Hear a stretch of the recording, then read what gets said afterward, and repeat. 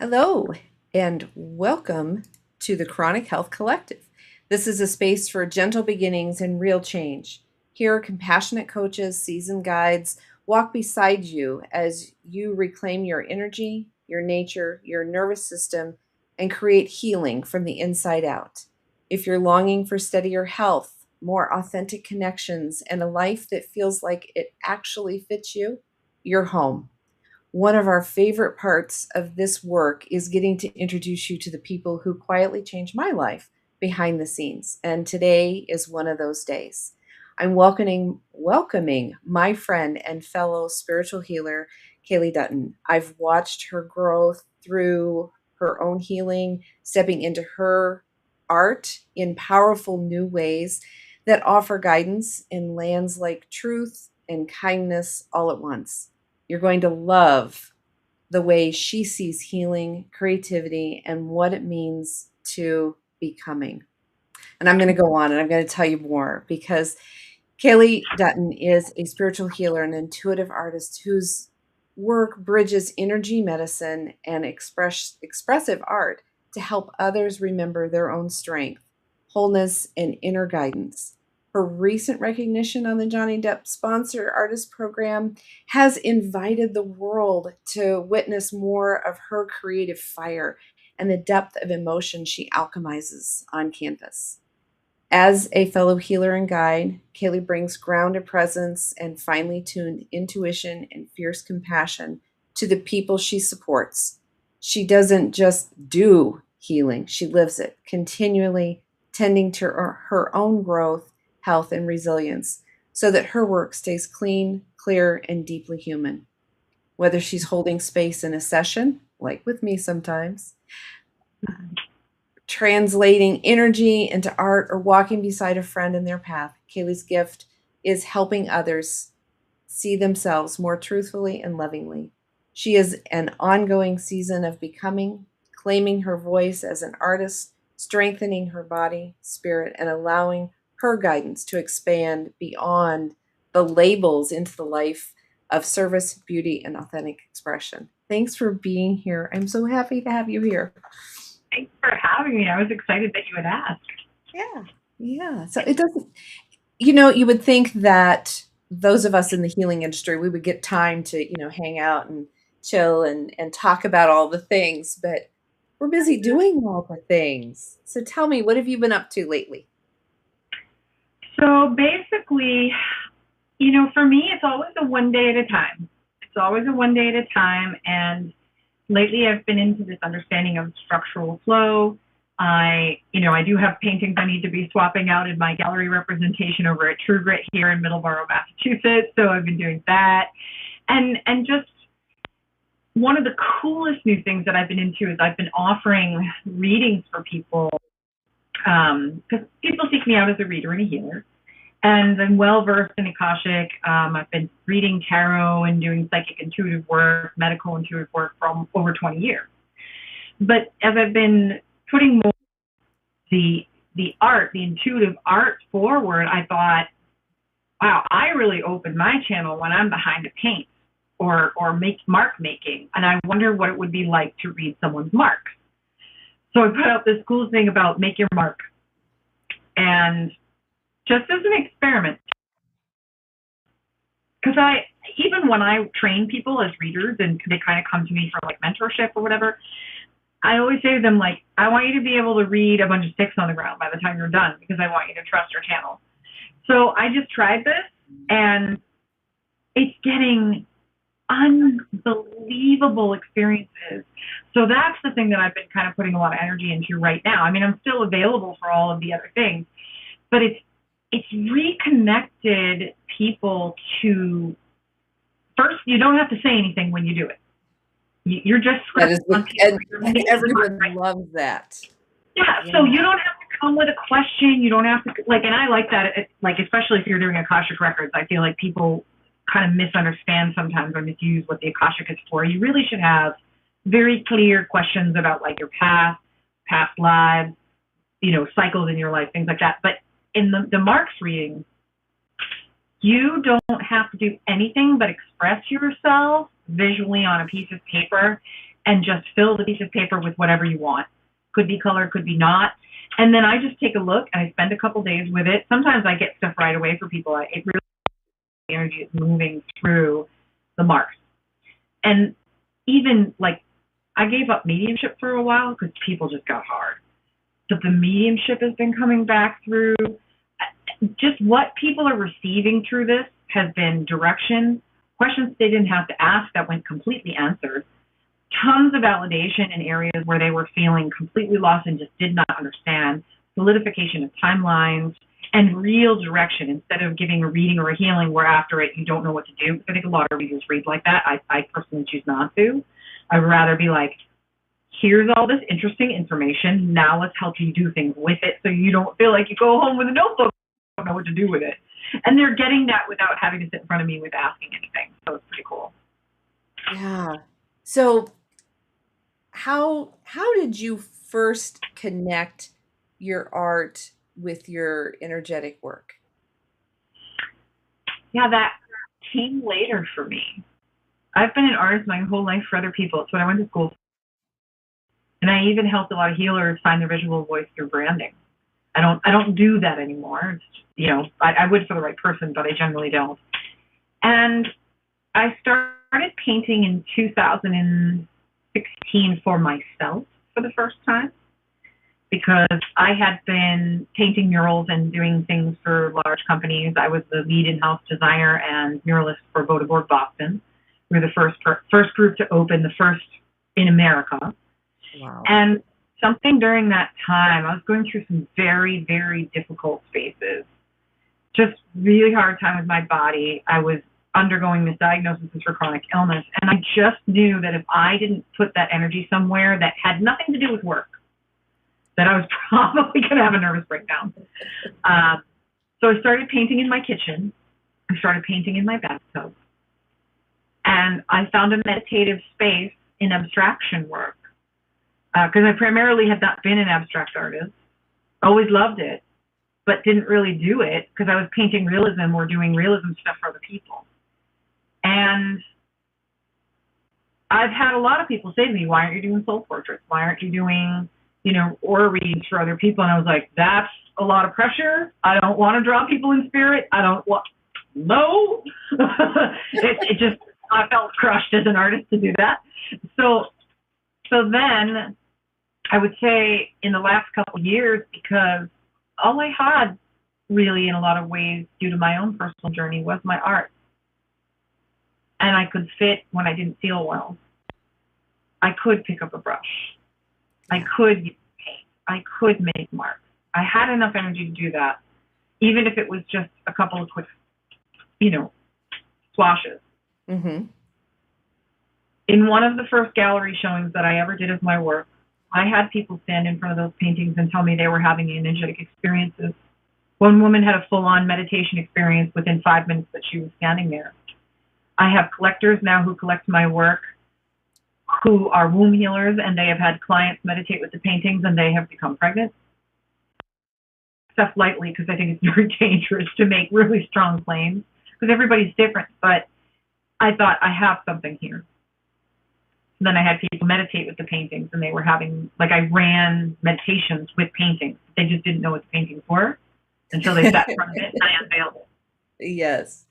And I thought, okay, I'm translating whatever happens as healers, whatever happens as readers through another medium. Absolutely. And hadn't considered that before. Yeah. So it is so, and I know when I look at your work, I see your work on Facebook, and every once in a while you say, I need to do something. What is this like?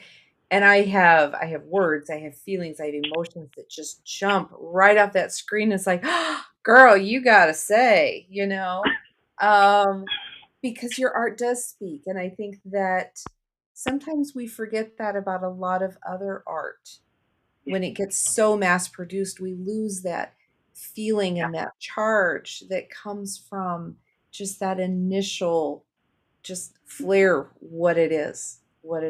And then to be able to turn so many of your gifts into something that you can speak to and for others is just incredible. Thank you.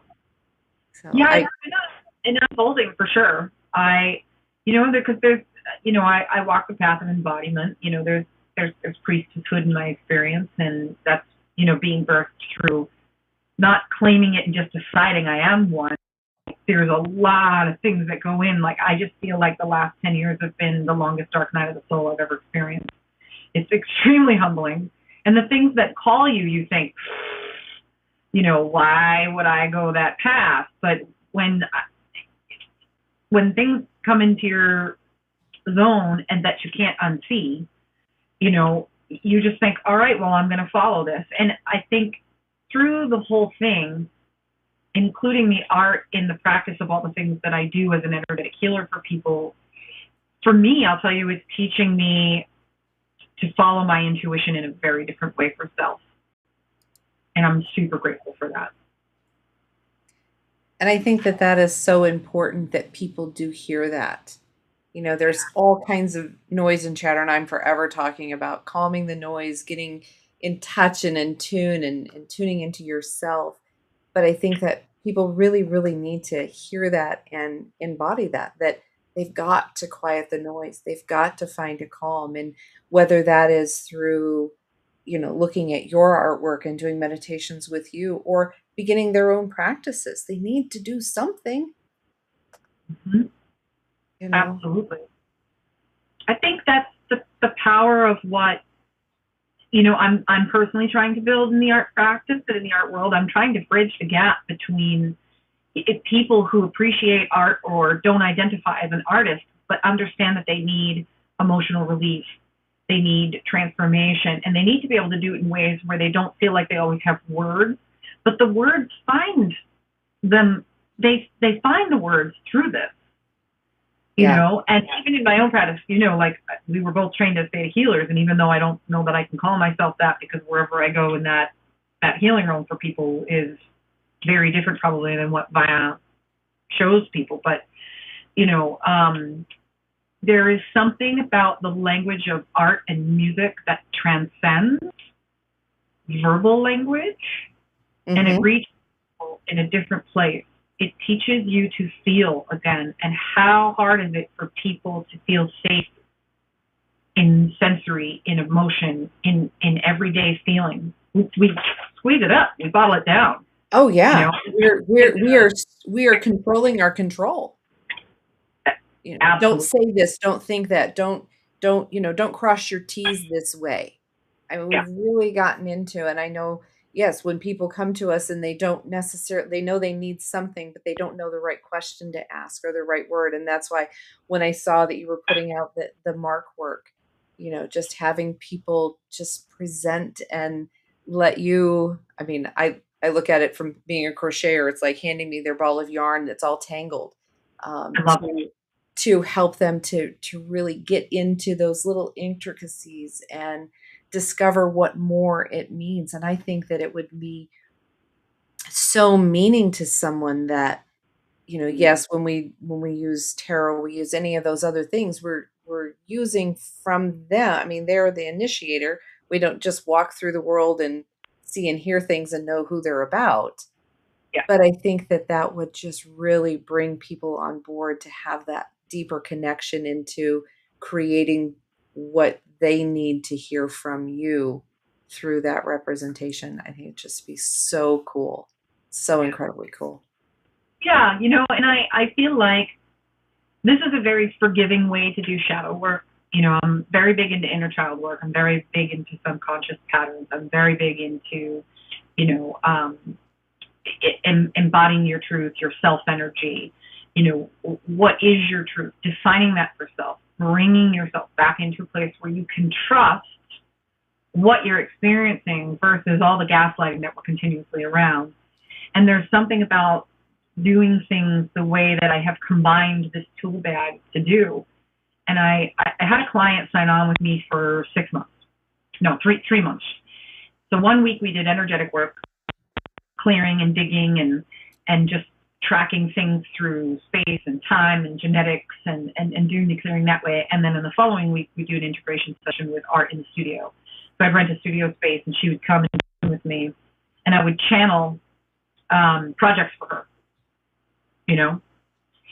So I would present her with the project. And we always do like a meeting beforehand, like what are your goals, what's happening. So I flesh out all these packages for people that are completely customized. And the stuff that was coming through this girl who never identified as an artist, but wanted creative expression so badly, now she has it as a part of her daily life, like has to create as part of her own physical being.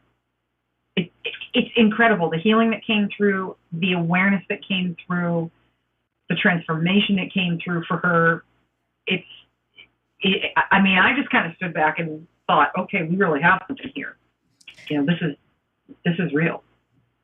Yeah. And your ability to create on the spot and to know exactly what each person needs in the moment.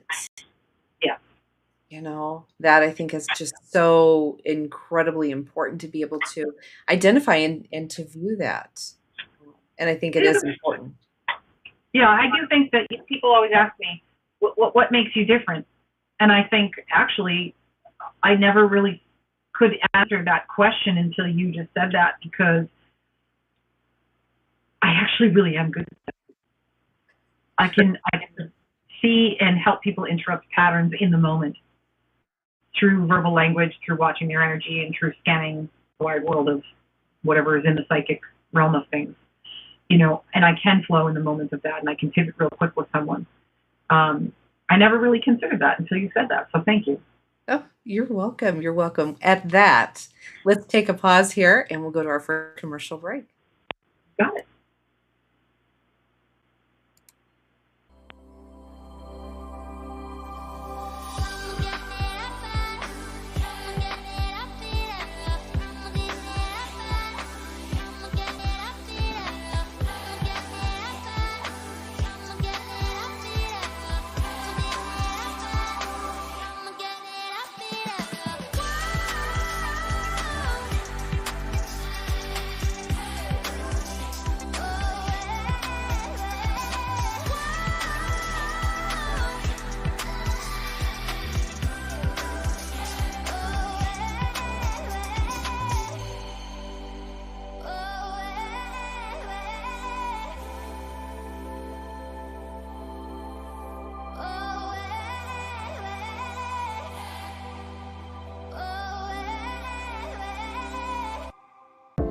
Have you encountered a situation or an event in your life that's caused you to feel stuck? You were on a journey to live your best life, but thoughts and feelings from the past keep showing up and has caused you to feel like you're not headed in the right direction or being the best version of you. Meet Jessica Hammock, trauma recovery and transformation coach. Not only will she teach you about emotional and mental health, she's here to help you unwind the treasure of who you are from the trauma of your past so that you can walk in the truth of your identity and break free from what is holding you back so you're able to nurture the best version of who you're meant to be. The time is now. Let's get started. Have you encountered a situation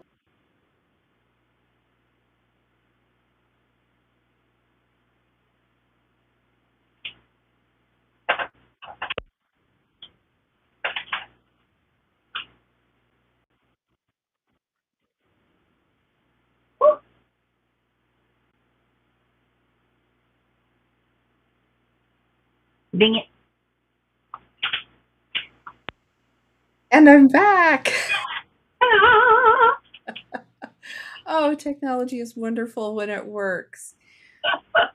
So, what do you think as you continue to grow your practice? And I know you grow your practice in a way that you are absolutely growing on this and changing and adapting every single day. What do you think is the most important thing for you to listen to as you find that shift? Honestly, more and more, just that inner guidance, that intuition, that yes pull. And it's funny because I feel like I get a lot of no's. even with really cool opportunities, and I just get this feeling like that is not going to work for me. I don't even know the details. Or I'm generally someone who does not like to make decisions without a lot of information, because I feel like knowledge is power. And when I can combine knowledge with intuition, I feel like you have all the things you need to know, but now that you have that, how much can you feel into it? Because I will say, when I can't even believe I'm going to say this, but I am. When I made decisions only based off of knowledge, thinking that could do something amazing for me, boy, did it land me in hot water, you know? And I've tried to explain this to business coaches over the years, and, you know, well, you got to show up here, you got to do this, you got to do that. And I've really strong, being in the marketing world, especially as a designer for so long, I have really strong opinions now about how things are changing, especially in the healing communities, about how you market yourself, how you sell, how you find clients, and what that can look like as a reputable service provider. And I think following intuition will trump all of it. You know, there's just a lot of mistrust out of there. And I think we, as people who are energetic, people who are artists, people who are musicians, we have a big, huge gift, which is finely tuned senses. We are sensitive beings. That's our superpower. And I feel like the more that we can lean into that superpower that we give to others is really key. So I'm kind of waiting from a big ass yes. You know, I did the Johnny Depp thing because I felt like that was super important for me to do. And I never, ever would have done something like 5 years ago. Me would have been like, F that, not doing that, stupid, you know, but I did it, and my work got seen. You know, I mean, I'm almost 50 years old. Being seen and exposure does not pay bills, ladies and gentlemen. But, you know, I think it allowed me to network also with some other cool people. It's an amazing resume piece. I got seen by, you know, people who were in LA. So people are watching your stuff. Mm-hmm. So at the very least, you never know how things are going to affect. And I'm glad that I did it, because even if the only reason why I did it and followed that intuitive pull was because it showed me that something in me healed in order to do that, then that's enough for me. I think that is very well spoken, more than you're aware. That, you know, to share your vulnerability, that every day when we wake up, we all wake up and we all have a level of vulnerability, and how much of that we share. But I think that it's also important that you acknowledge that those vulnerable parts, because those are also pieces and parts that can grow. Yeah. And if you keep them covered and hidden, they will never grow. You know, and so sometimes, you know, that's those pieces of your work that had to become more visible. Because I remember when you were first considering doing the Johnny Depp thing, and it was like, do I not? And I think and I know it was a huge leap of faith for you to be more discovered and to see that much. But I look at the growth that you've had from that as well. You know, coming up with your new Mark's part. What is it called? What are you calling this? Well, I was called Make Your Mark readings. But I also refer to it as like the Scribble readings. Oh, I love Scribble readings. Yes, yes. Well, you know, because when I marketed it, I said to people, I was like, make your mark and be seen without feeling like you have to explain yourself. And that's what it is. People are tired. People are in pain. People are exhausted. We don't need to keep talking about their pain points and things like that. What they need is hope. What they need is validation. And even though there's a large world out there that says, oh, don't get involved in the validation bandwagon, I actually don't agree with that. Otherwise, we would not be communal individuals. Right. You know, we would not be communal people. Like, we need our people around us. The only problem or time where validation becomes a problem is if you become addicted to it. You can't learn to live without it. But it's actually a huge part of the human experience. So please, out there, stop telling people to not ask for validation, because we actually need it. We are communal beings, you know, and at the very least, you know, the Make Your Marks is about being vulnerable through a state of play without feeling like you have to overthink. Let yourself go, showing up, and letting someone else answer those unanswered questions. But it's really coming from your energy. It's really coming from the source that channels through. You know, it's that idea that, you know, healers are holding the space for the thing to happen, you know? Yeah, and I think that's really important. I know when I went to my last show and Tracy goes with me to my shows. She's my handler, my bestie, you know. And what she continuously hears from people as they leave having a good reading is that that person gave them the guidance. You know, we are here to hold space and to invite whatever needs to come in for that person. And different people have different reading styles, absolutely. And yes, we bring this whole ball of wax and a great big tool chest of all the things we've learned.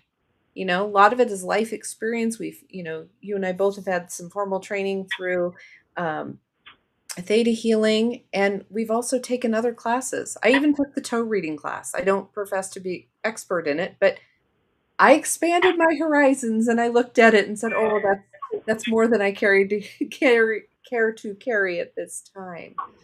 But I think that it's, yeah, that we bring all of those things. Yeah.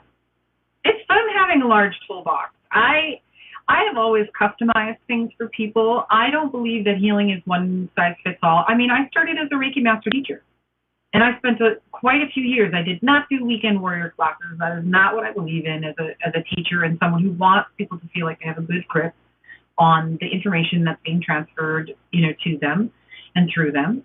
You know, I spent time, and little by little, you know, people used to say to me, like, "I know you were trained in Reiki, but I don't know what you're doing," and it's definitely way beyond Reiki. And at the time, like, who the frig knows, right? So then I just start stumbling into different things, Shambhala and multidimensional new paradigm, and then I'm being taught from different shamanic practitioners, different practices within shamanic traditions, you know, and then moving on to the theta work. And I just feel like I was able to innovate off of all those things. So when someone sits with me, I completely customize. And then I started developing my own somatic work based off of all of my understanding. And you know, I'm not trauma certified, but I'm trauma aware. And I would like to do certification in the future just because I think people prefer to look at someone's piece of paper. But this is work that I've been doing for over 20 years, and you can't not be exposed to trauma awareness, whether it's in your own journey and you're doing psychotherapy or you're like, I definitely did 3 months worth of intense learning. It was like a structured class where you're learning about all these different nuances within healing trauma. Mm-hmm. And I sat in that class from 9 in the morning until 3 in the afternoon for like 3 months. Ooh. So it gives you a really good, like, strong foundation to understand that healing is not one size fits all. And you have this beautiful toolbox that you can customize for people. And it's so important that we do. Yeah. So we do all the training and all the collecting of all the neat things that allow us to help others. What are some simple rituals or habits that keep you grounded as the creator and as a healer? Well, ocean does that for me. Anything water. I have to be surrounded or go visit waterways or visit ocean, anything nature. I'm very connected to elementals and elements. I would tell you that my, you know, whatever people want to describe as their rituals, priestesshood, things like that are definitely fire and water based. Oh. So those are the things that cleanse me, clear me, ground me. I do meditate daily, and I lately have picked up Tai Chi because I have been wanting to do Tai Chi for years. And the more I learn about what that is and how that continuously, like, strengthens your own life force energy, the more I'm like, I need to know more. And I'm totally like an Eastern philosophy geek. So I'm all about like Shaolin, legacies. Like, I love that stuff. My poor boyfriend comes home, he's like, Kung Fu again? I'm like, yeah. So, Eastern philosophies and things like that just really light me up. So anytime I can sit, meditate, move the body, and involve it with anything elemental is really the go-to. Plus, I have a healthy dose of like folklore, witchcraft kind of stuff. Like very, very, those small little rituals where I just need something to feel clear, very powerful for me. Those are. And I think that those are the things that, some people talk about having rituals, altars, different places and everything. And being in the Midwest, I tend to use more generalized terms of having your quiet space, having the things that you can go to, that you can do, crochet, draw. I love adult coloring books, those things. Because with that attention deficit, I'm not always the best at meditating for long periods of time. But boy, I can do those other things really, really well and allow myself to get grounded and to learn and embrace those things. And I think that we are constantly learning things. That's what keeps us fresh at doing the things that we do. So let's take our last commercial break here, and then we'll come back and talk about some more stuff. Okay. All right. Is your skin aging, dry, tired, and dull? Are you putting on more and more makeup to cover the fine lines and flaws? Now you don't have to. Coolness Skincare, developed by a middle-aged woman just like you. 2 years in formulating. Pearlescent face and eye serum cream with Schisandra berries and dragon's blood extract for your face, eye, and neck. And the vegan version, Deep Love Face Cream, featuring powerful blue tansy. This face cream is everything you are looking for. Feel your beauty. Visit coolness.com or scan the QR code for more information. Is your skin aging?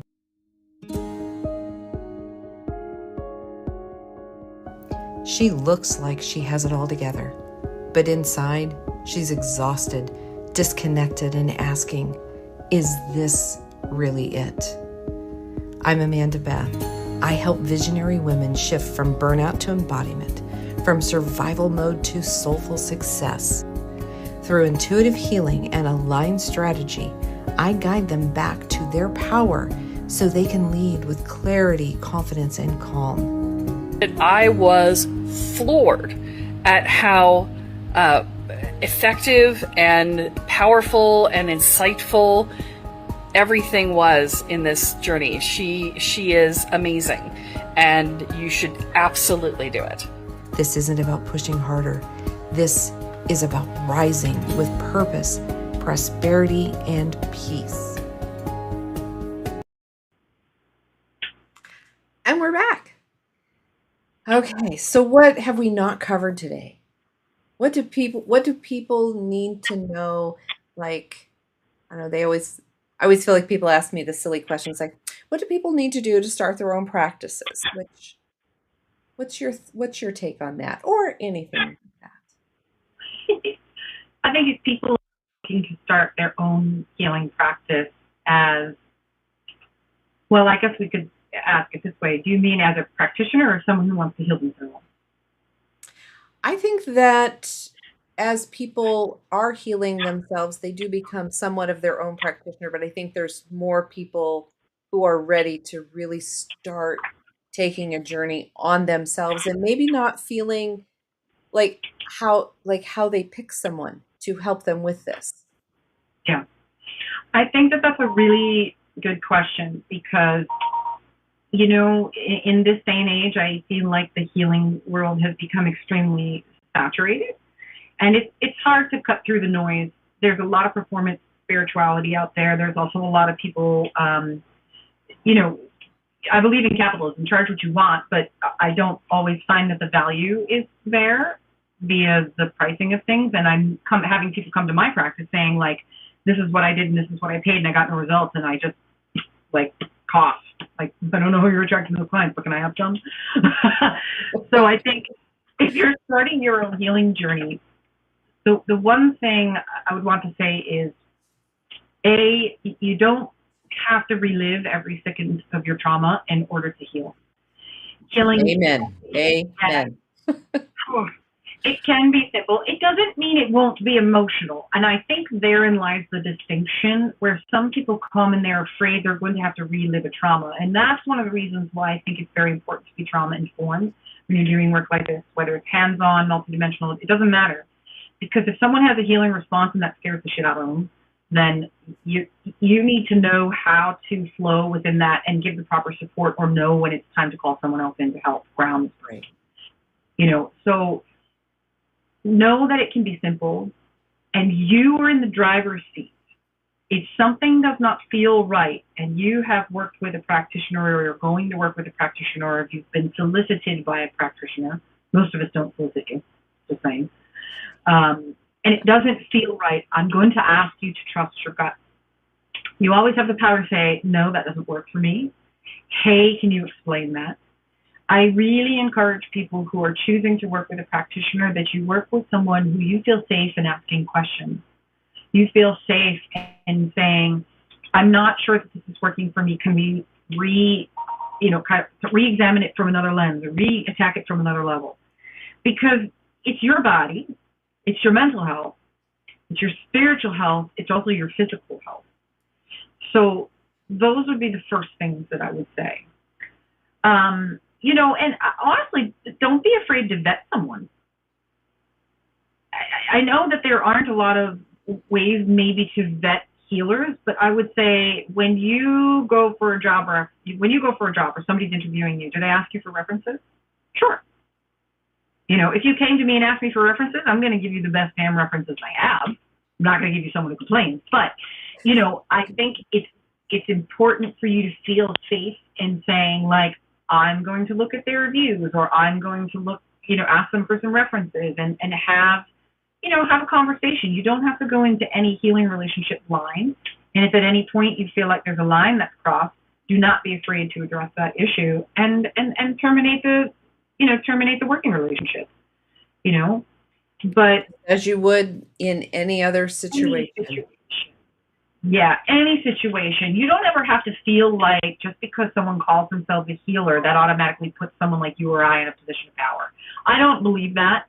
I think it's totally fine I don't like to call myself a healer, but I don't feel like using that title means I'm putting myself in a position of power over someone, because it's not up to me.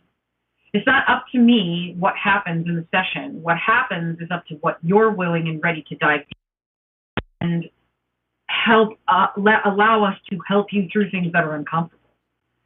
So there's a difference. There's a difference between reliving a trauma act and moving through something that you might have to emote around. Yeah.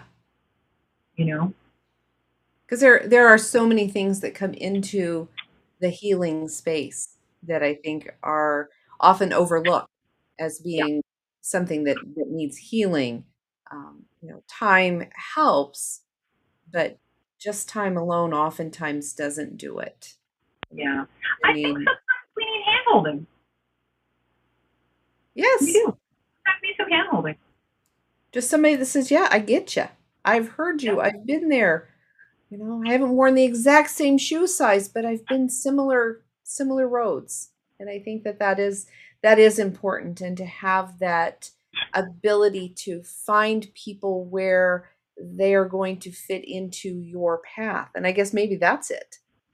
It's more of finding who it is that is fitting in your path. You know, whose Facebook page or social media did you come across? And when you see them several times, you know, it's kind of like the cardinal. Okay, how many times do you see a cardinal before? I'm sorry, that's a stereotypical one. I call that. I found this other one. I was walking in the forest, and they live there. They live there. Yes. Yeah, we can get very, very bypassy when we feel the need for validation. We can get very bypassy when we're we're hurting and we're wounded and we're feeling like we need support or we need that sign. We're just creating it. So I hear you. Yeah, I mean, I think that we can stretch it really, really far, but I think that first of all is understanding that we don't have to do it alone. There is someone out there. Um, there is someone who will meet the needs for what you are going through in that moment, to get you lined up with the right person. And I mean, I know, Kayle, we talk about, different people that we know in the healing circle because, yes, being able to refer out to someone else who does specialize in something that we don't, because we I think can't do it all. absolutely one of the strongest, most beautiful gifts that any practitioner can give a prospective client or even a client that's been working with them for so long is to say, I think we've outgrown each other, or I don't believe that I'm the right person for you. And doing an intake call is good. I get a little suspicious of people who won't do some sort of intake call, and I've met them. They're like, I even asked one healer recently, I said, can we just do an intake call? I'd be curious as to what it's like to work with you. She goes, nope, I don't do any of that. And I was like, okay, immediate no for me. Like, because, I mean, I just feel like everybody feels energy differently, right? So for me, I can really get a key in when I'm sitting back and forth with someone like this because I'm hearing you, I'm listening to you, I'm feeling you. And that's more for like packages if I'm going to do long-term transformation for people. Like if you just want a one-off reading, like you can just go ahead and book, that's fine. But, I get a little skeptical of people who, if I'm going to be working with them long-term, that doesn't want to have a conversation with me. Yeah, that concerns me as well too.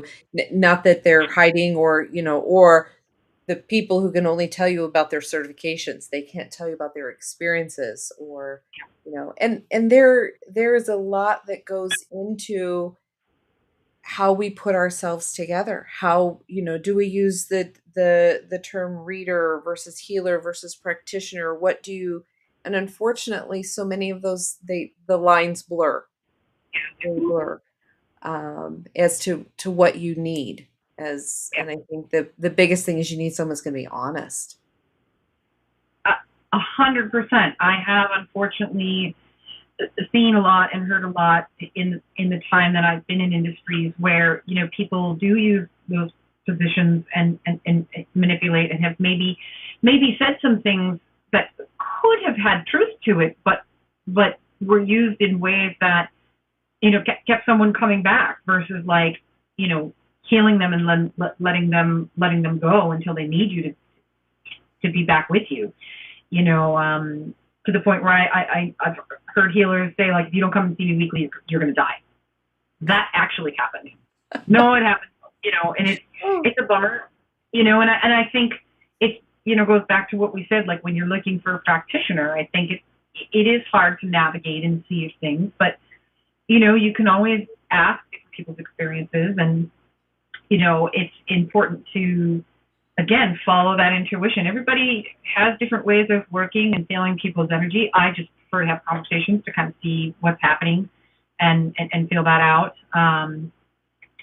But just don't be afraid to say yes to the thing that feels right and no to the thing that makes you want to throw up in your mouth a little bit or just feels off.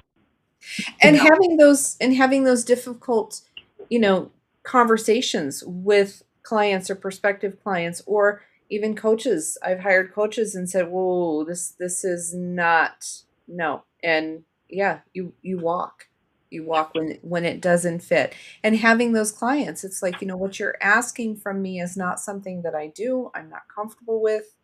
I'll help you find somebody else, but it's not going to be me today. Yeah. And those are hard. Those are hard calls. But I think that one of the best things I like to pride myself is I know what I don't know. Yes. I'm not going to fake it. If I don't know, I'm going to tell you I don't know. Same. Yeah. Same.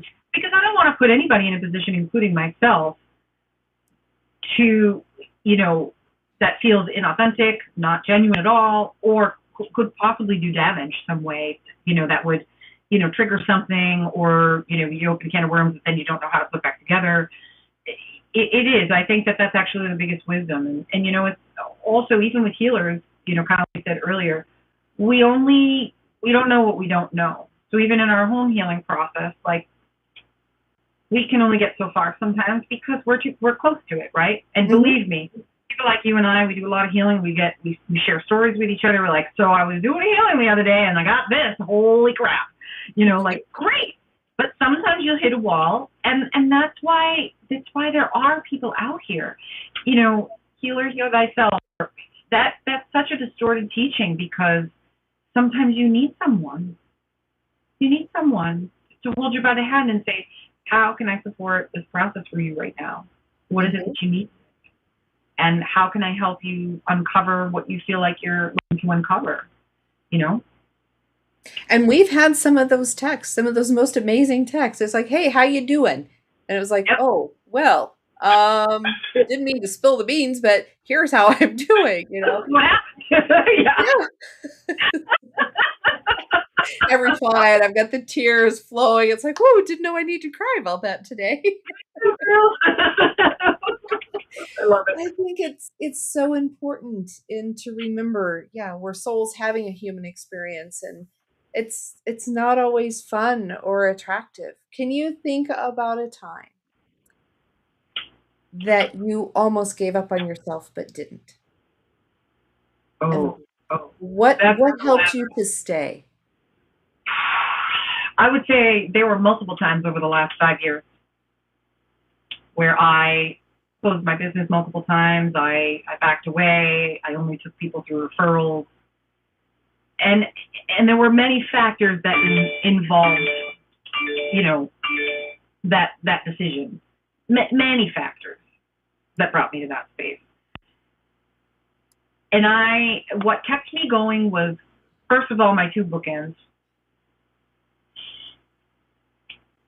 My best friend Lish, who is the other half of my brain. We have to have those other halves of our brain every once in a while. Yeah, no one prepares you for the girlfriend that comes into your life in your mid-40s, and it was like the sister you were wondering where she was the whole time. If it weren't for her and probably my sweetheart Erin, there's a good chance I probably wouldn't be alive. I struggled with some pretty serious things, and that, if you want to call it, that dark night of soul ramped up, especially difficult in the last 6 years. And I needed to have people grab me and say whatever it is they needed to say, like, you're not broken, your gifts are still here, your body just needs rest, it's going to be okay. So I think for me, the chronic illness, quick backstory. So undiagnosed chronic Lyme for years, terrible experiences with doctors, all that. Like, a lot of people who listen to this go, I know that story, right? That gave way. I had COVID during treatment for Lyme disease, which activated Epstein-Barr in my body. Then I got COVID a second time. Then I got influenza A. So I've been on this long COVID long haulers for a while, and it's really done horrible things to my body. I felt like I was the person who hiked and had yoga practice every day. I kayaked, I swam, very active. The way that changed my body and changed how I needed to work, which is probably the other reason why the art is such a huge part of what happened for me, because I could no longer work. I couldn't grind. I was a grinder. I couldn't grind. Hustle and grind cannot exist in my life anymore. And I almost gave up multiple times because the pain, emotionally and physically, at times was so great that I couldn't get off the couch for days at a time. And it plucks forward any area of unworthiness that hasn't been looked at. Impostor syndrome. Who the hell am I to be helping other people heal themselves when I can't miraculously snap my fingers when I've made miracles in the presence, or this person has had a miraculous experience in the presence of whatever we're creating together, and I can't zap this out of my body? Yeah. Real hard on my brain from all the original programming that happened when I was first in the industry, that always questioned but couldn't lay down because people just parrot it over and over again. You know, you cannot bypass human in this world. I don't care what people say.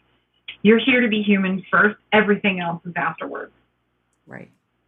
So I want sacred spirituality and humanity to find a better meeting place. And believe me, I love all the woo. But at this point in our lives, in our human experiences, people need something relatable, tangible, hopeful, helpful, real results driven. And I feel like people like you and I, we do our best to give that. I mean, no one will walk away from our table saying, that didn't work for me. I don't have anybody that I have seen over the last 25 years of my life who have said, you did not change my life. So you hear that from a client, but I can't fix my own body. It is because I too have had that autoimmune human body, or my other friend calls it the meat suit experience, that just really makes us question a lot of things that we do. But I think that also makes you dig in. It's like, wait a minute, I was able to help so many other people. There has to be help for me. Yeah, it's a hard blow. It's a hard blow, and I'm still, in recovery mode in certain ways, but I truly believe that if it hadn't been for Lish and Aaron specifically, and I don't want to discount, because there'll be people who are listening to this that know me. I don't want to ever discount anybody who didn't come to the table to support me, because I had a lot of help. I did not get to at least the level of where I am without people like you, without quite a lot of other healers who offered sessions, because man, not good. And I just thought, I have all this talent. I'm pushing 50. How did I end up here? How did I end up in this space? Then you look at and second guess all your decisions, even the intuitive ones that told you you were supposed to do this thing. Yeah. I probably did a lot of damage to myself outside of contracting a virus that I had no control. I don't believe it's people's fault that you end up with things like cancer. Does emotional things kind of influence the health of our body? Yes. But please, spiritual people, stop blaming people for contracting diseases. Please stop doing that. Yeah. That's not how it goes. No, it doesn't. Yeah. So Kaile, how can people get a hold of you? What's the best way to track down your art and your just amazing energies? How do we get a hold of you? Thank you. Yeah. So you can email me at any point in time. That's probably the easiest. KM Dutton, my last name, DUTTON @gmail.com. You can see my art on my Instagram page, which is kaile.dutton.art. That's Instagram. I also have a healing, more personal page on Instagram, which is just Kaile_Dutton. And then I just have a general Facebook page, which goes through everything. Also, that's just my name, Kaile Dutton. And lately, if you are a newcomer to Healing for Self, or you are a new and up-and-coming practitioner, I've been doing a series on my TikTok page that is called The Art of Self. That's going to be the new brand. It's called The Art of Self. Oh, I love it. Love it. It's really cool. Yeah, so I've been doing videos for people, things I wish I would have known or would have listened to my intuition for as I was becoming a practitioner. And then just my website, KaileDutton.com. Everything has my name in it. Kaile is how you spell it, and it's pronounced Kaile. So, just reach out. I'm actually pretty friendly. If something you ask me borderlines on session, I have boundaries like a badass. I'll probably just tell you to book one. But I want to hear from people. I want to know that you're okay, and I want to be able to answer your questions, because you're in the driver's seat of your own healing. And how are you going to know if I'm your person if we don't have a conversation? Absolutely. Absolutely. So if today's episode spoke to you, don't just watch, take action. Book your free consult with one of our expert coaches at chronichealthcollective.com. For personalized support, subscribe to our monthly magazine for powerful tips from all 10 coaches to elevate your health, mindset, relationships. Join us live every Tuesday at 7 p.m. Central, or catch past episodes anytime on E360 TV or YouTube.com at Chronic Health Collective. Thank you. Love it. Thank you so much.